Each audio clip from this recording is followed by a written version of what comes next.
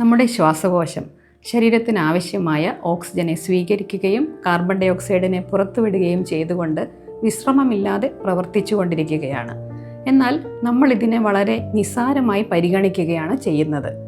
ലോകത്താകമാനം നോക്കുകയാണെങ്കിൽ ലക്ഷക്കണക്കിന് ആളുകളാണ് asthma, COPD, lung cancer, pneumonia മുതലായ വ്യാധികളാൽ കഷ്ടപ്പെടുന്നത്. എന്നാൽ നമുക്കിതിനെയെല്ലാം ഒരു പരിധിവരെ ലളിതമായ മാർഗങ്ങളാൽ തടയാൻ സാധിക്കും.